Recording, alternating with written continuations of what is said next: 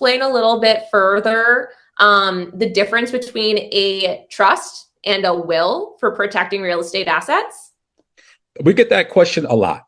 And in terms of what are the differences between a will and a trust? Well, the thing about a will, when I think about a will, most people know what a will is. Wills are probably one of the most romanticized things in movies, right? In the movie, you see a lot. You know, before someone passes away in the film, they hire an attorney or they show them signing their will. Or we have the classic, the whole family is around in the deathbed. And before you take the last breath, you reach out and you sign your will. The will is nothing more than the court supervised distribution of your assets and your estate. Your estate is everything that you own at the time of your death. You know, the wills go back, thousands of years. There's recorded history of ancient civilizations using wills or some type of a will to pass down assets to the next generation. Yeah. However, the thing about a will is a couple of key points to remember. With a will, it only speaks at death. A will is not valid during your lifetime. It becomes effective upon the death of the testator, the person who created the will.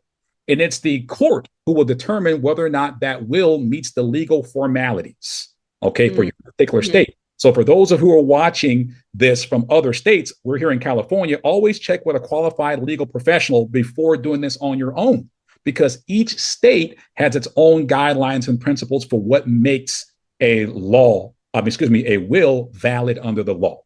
And so one of the things that a will does not really address, nor is it designed to address this, is what happens upon your incapacity. That's a shortcoming. A will is not designed to talk about what happens when you're incapacitated because you haven't died yet.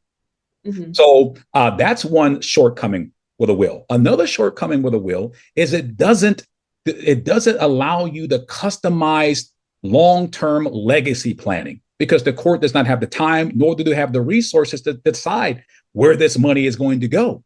They just need to distribute this to the heirs and get on to the next case, if you will.